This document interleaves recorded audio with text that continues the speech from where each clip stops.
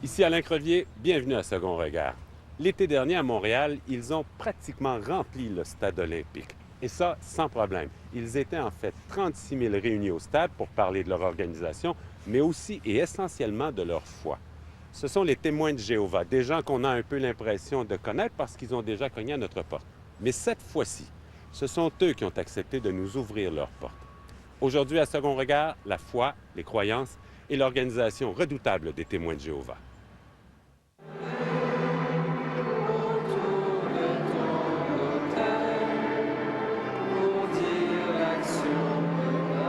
Juin 2003, une armée de 36 000 témoins de Jéhovah envahit le stade olympique de Montréal. Pendant 4 jours, ils assistent aux conférences portant sur les enseignements de la Bible, le livre phare de leur vie. Frères et sœurs, vous avez de bonnes raisons d'être épuisés. La machine des témoins de Jéhovah est énorme et bien huilée. Une armée de bénévoles jouant tous les rôles à la fois, agents de sécurité ou préposés aux contributions volontaires, la seule source de financement du mouvement, nous dit-on.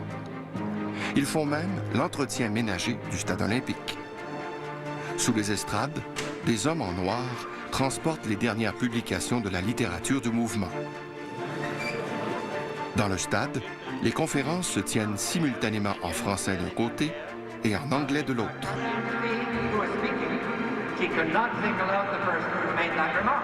Ce sont des actions qui sont contagieuses. Le point culminant de ce congrès, c'est le baptême par immersion totale de 300 nouveaux adeptes.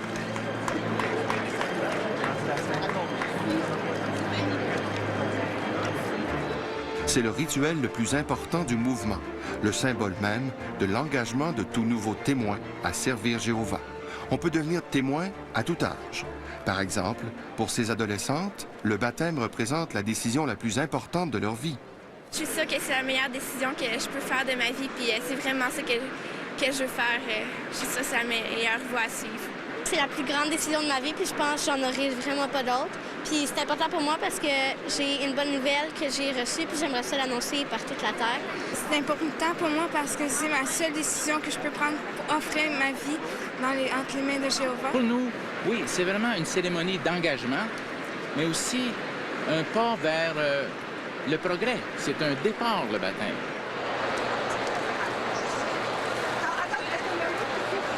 Est-ce qu'on se sent différent? Oui, on se sent vraiment différent. On sent que notre vieille personnalité est partie, puis on sert Jéhovah, puis on est entouré de nos frères et sœurs chrétiens qui nous aiment beaucoup.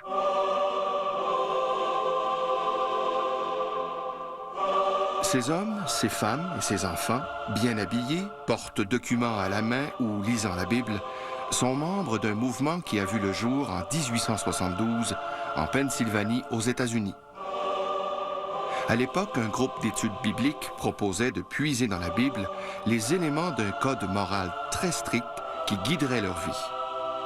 Ils croient que Dieu, Jéhovah, est le créateur de l'univers et le chef d'un gouvernement mondial qui décidera de la vie éternelle sur Terre. Les Harbick et leurs 5 enfants sont tous témoins de Jéhovah. Ils font partie des 6 millions d'adeptes qu'il y a dans le monde, dont 22 000 vivent au Québec.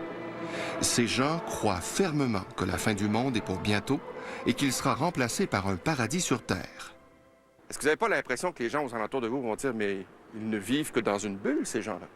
Je pense pas qu'on peut qualifier de bulle cette façon de penser, cette façon d'aider finalement notre manière de vivre. C'est pour ça qu'on attache tant d'importance à aller partager ça avec les gens, parce que ils peuvent connaître la même chose. Dans le fond, tout le monde pourrait connaître le même espoir, puis le même genre de vie aussi. Puis s'il y a beaucoup de personnes qui trouvent ça trop beau pour être vrai, le paradis, dans le fond, que la Bible promet, bien, il faut penser aussi que les conditions qu'on vit aujourd'hui, les guerres, le stress, la pression que tous les gens vivent, comme nous-mêmes aujourd'hui, bien, c'est trop lamentable, c'est trop laid pour continuer à durer. Donc, pourquoi pas est-ce qu'on pourrait pas espérer quelque chose de meilleur encore? Mardi après-midi, les jumeaux Sarah et Simon reviennent de l'école.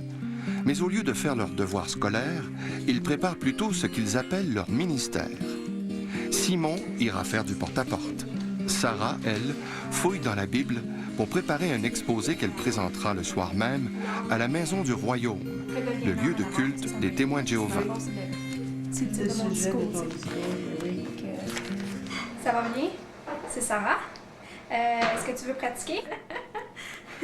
Et c'est sûr que la Bible, c'est un livre que j'aime consulter parce que je trouve que des bons conseils dans la Bible, ça nous aide à faire face aux problèmes qu'on voit aujourd'hui, à faire face à l'avenir avec positif. Moi, c'est vrai, je trouve que la Bible, c'est un très, très bon livre. Pourquoi je me mets si beau?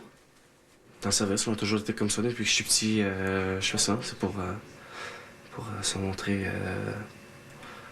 des ministres de Dieu, dans le fond. Là. Le devoir d'un témoin de Jéhovah, c'est de témoigner la bonne nouvelle autour de lui. À 17 ans, les jumeaux font du porte-à-porte depuis plusieurs années, en fait depuis qu'ils sont tout jeunes. Et Sarah se souvient encore de sa première porte. Je me rappelle pas quel âge j'avais, mais je sais que c'était... ça m'a toujours resté marqué dans ma mémoire. Je me rappelle la rue, la maison que j'avais été. Je sais pas, c'était quelque chose de spécial pour moi. Puis par chance, bien, la première personne que j'ai rencontrée, elle a accepté qu'est-ce que je lui laissais. Fait que ça m'avait bien encouragée. Simon, lui, fait déjà plus de 70 heures de porte-à-porte par mois. Et il entend aller encore plus loin dans sa démarche. J'aurais pu aller faire une technique au cégep, un DEC, un DSC en maintenance industrielle. Mais maintenant, là, j'ai d'autres projets, alors je me suis dit je vais attendre un peu, puis peut-être comme dans quelques années, je vais peut-être aller me perfectionner. Là. Quel genre de projet as-tu, justement? Bien, mais là, qu'est-ce que je pense aller faire, c'est de travailler seulement comme temps partiel, puis de me dépenser un peu plus dans le porte-à-porte. Ah oui? Oui. Comment ça? Bien, parce que c'est quelque chose que j'aime, aller enseigner des gens, puis aller partager mes connaissances, puis j'aimerais ça en faire un peu plus. Les enfants à Arbic ont choisi d'entrer tôt sur le marché du travail au lieu de poursuivre des études supérieures. C'est certain que le travail, c'est toujours considéré comme simplement un moyen pour subvenir à ses besoins. Ce n'est pas une fin en soi, le travail. Il faut toujours penser qu'on qu'on garde notre disponibilité là, pour nos familles, passe toujours avant. C'est toutes des priorités là, à garder en vue. Au fond, on ne les pousse pas à aller beaucoup plus loin dans les études? Bien, souvent, l'ambition, c'est qu'on veut faire des études pour avoir un travail qui est peut-être plus payant, plus rémunérateur.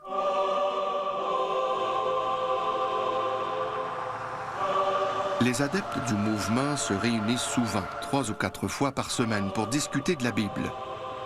Ils en profitent aussi pour améliorer leur façon de faire du porte-à-porte lors de séances réglées à la seconde près. Pour introduire cette partie de notre discussion, allons voir dans la Bible, en Ésaïe, chapitre 59, et lisons le verset numéro 1. Ce sont des gens très bien renseignés, et pas un débat de société, pas une grande question existentielle ne leur échappe. Tu vois, ici, Louane, on dit bien que Adam, le premier homme, est devenu une âme, non pas qu'il a reçu une âme. Donc, si Adam est devenu une âme vivante, il est une âme vivante. Dans la bibliothèque de la Salle du Royaume, on retrouve les ouvrages édités par le siège social du mouvement à Brooklyn, dans l'État de New York.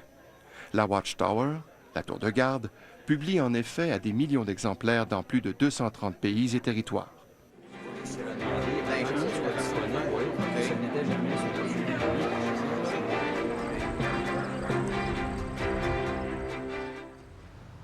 Restez avec nous tout de suite après la pause. Même s'ils semblent vivre à contre-courant de notre société, des témoins de Jéhovah nous expliquent comment ils vivent leur foi aujourd'hui.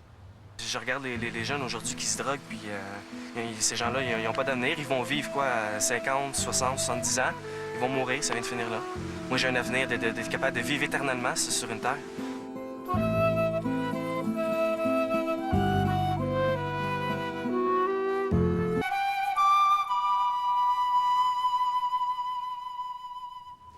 Être témoin de Jéhovah, c'est adhérer à une religion exigeante et c'est vivre avec un code de vie très strict.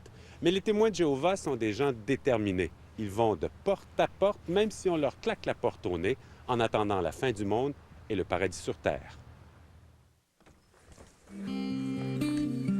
Sur la ferme, la famille Arbic mène une vie simple et bien rangée. Presque un paradis sur Terre, un peu à l'image de l'une des principales croyances des témoins de Jéhovah. Pour avoir un paradis, ça prend un peu plus que ça. Ça prend vraiment un monde là, sans personne qui souffre ou qui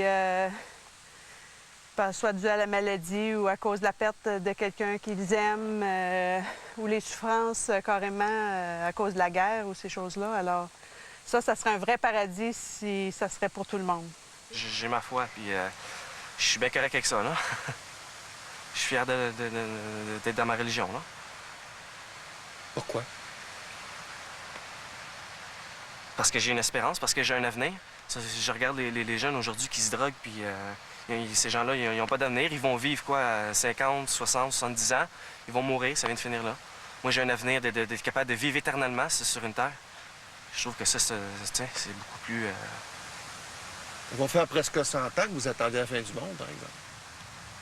Bien, qu'on l'attend... C'est pas qu'on l'attend vraiment, c'est que Dieu il nous donne des signes à travers la Bible, puis c'est sûr qu'on a hâte que ça arrive, mais si c'est pas arrivé, c'est parce que Dieu encore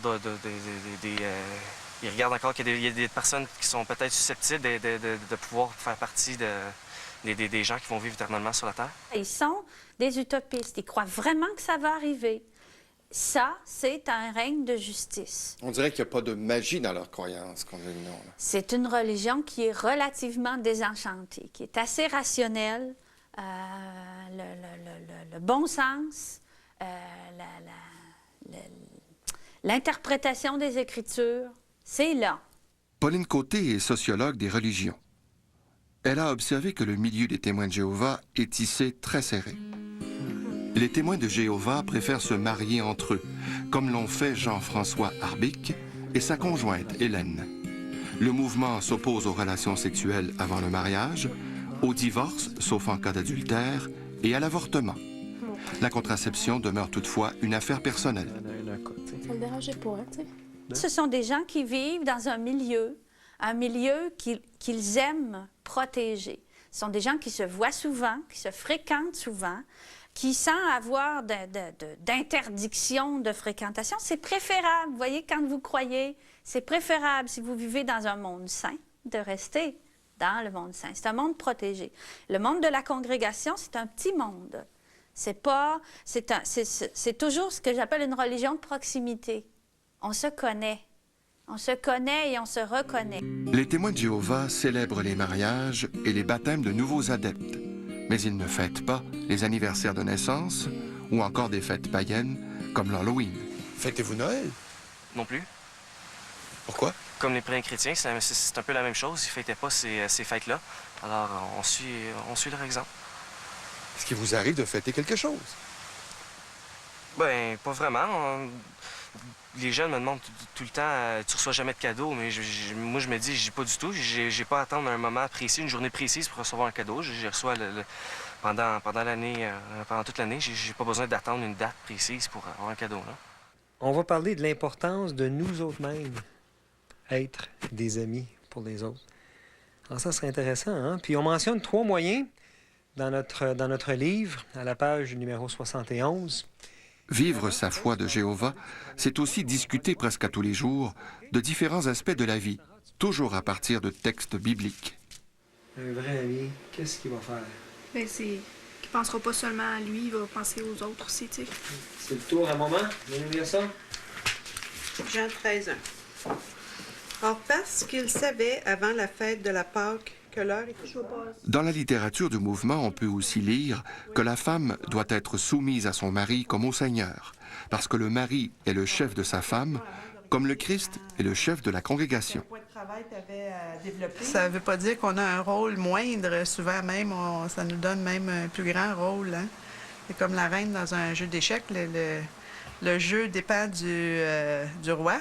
Si le roi est échec, est mort. Mais si on n'a pas notre reine, par contre, la reine, elle est très mobile, puis elle va dans toutes les directions, puis elle est indispensable. Alors, on voit ça un peu comme ça. Ça garde une harmonie là, dans la famille, le fait de se respecter mutuellement. On va le jouer dans le sens, Simon, OK? Ça va être plus facile. Ouais. Il y a 25 ans, Robert Arbic ne croyait plus en Dieu lorsqu'un témoin réussit à le convaincre que Jéhovah répond à sa quête de sens. Aujourd'hui, il croit fermement que Jéhovah a contribué à tisser des liens très serrés avec les siens. Dans la Bible, chaque membre de la famille reçoit des conseils. Qu'on soit père de famille, mère de famille, qu'on soit enfant. Ces conseils-là sont là pour justement faire réussir la famille. Et lorsqu'on les met en pratique, comme on a essayé de faire depuis les dernières 20 quelques années, eh bien, nos enfants sont la preuve que ça marche, ça réussit. C'est pas une religion dans laquelle on entre facilement, même si on est facilement rejoint par le message. Il faut étudier beaucoup, il faut fréquenter assidûment les congrégations, il faut montrer par ses actes, par ses comportements, par vraiment une transformation concrète que le message nous rejoint. Beaucoup de témoins de Jéhovah ne votent pas parce que le seul gouvernement qu'ils reconnaissent est celui de Dieu. Par contre, ils respectent les lois des pays où ils vivent et ils paient leurs impôts. Si on cherche un trait qui les caractérise et qui fait que dans notre monde qui est davantage pacifiste, davantage ouvert, pluraliste, multiculturel, ils sont bien adaptés à ça.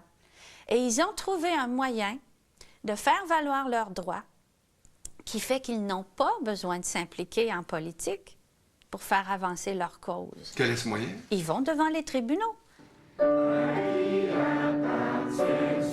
Au nom de la liberté de religion, les témoins de Jéhovah ont provoqué des causes célèbres partout dans le monde, notamment à propos de leur refus d'accepter des transfusions sanguines. Plus près de nous, la Cour d'appel du Québec a déclaré illégal et excessif un règlement municipal de Blainville qui leur interdisait de faire du porte-à-porte à certaines heures. Si on y pense bien, ce sont des gens qui rencontrent plus de gens de religions différentes que bien de leurs concitoyens. Ces gens-là connaissent leur religion et connaissent les religions environnantes parce qu'il en va de l'efficacité, de l'efficience de la prédication. Bien, c'est certain qu'à l'école théocratique, comme vous avez pu le voir l'autre soir, mardi soir, nous sommes enseignés à être des personnes qui sachent se présenter aux gens avec le bonjour, et ainsi de suite. Et puis, on apprend à être capable de manier la parole de Dieu, d'être capable de lire des versets aux gens. Ce matin, on a une très, très bonne lecture qui parlait justement de la vie de couple. Et ce qu'on demandait aux gens, c'est parfois, il y a des couples qui carrément disent que leur union est malheureuse. Et on leur demandait ce matin qu'est-ce que c'est qu'ils pensaient qui pourrait les aider.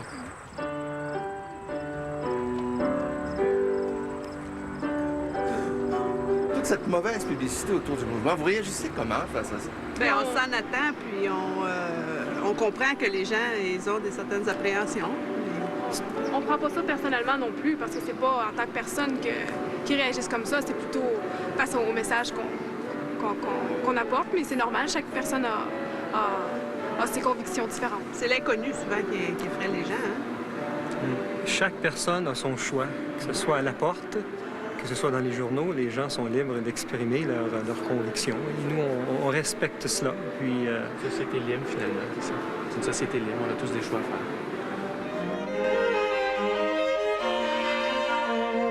Il est difficile de prédire l'avenir des témoins de Jéhovah. Selon Statistique Canada, le mouvement a connu un essor important dans les années 80, à l'époque où des congrès comme celui-ci attiraient plus de 75 000 personnes. Mais depuis 10 ans, on accuse une baisse de l'ordre de 13 %. Au Canada, avec 110 000 fervents, le mouvement représente une minorité dans le portrait religieux du pays. À l'heure actuelle, l'ère est au syncrétisme, au mélange des religions, aux religions thérapeutiques, pas trop exigeantes, aux spiritualités douces. Ils ont une religion un peu plus exigeante. Disons qu'à l'heure actuelle, c'est plus difficile, ici. Mais c'est pas exclu que dans 10-20 ans, les choses changent et ils ont du succès ailleurs.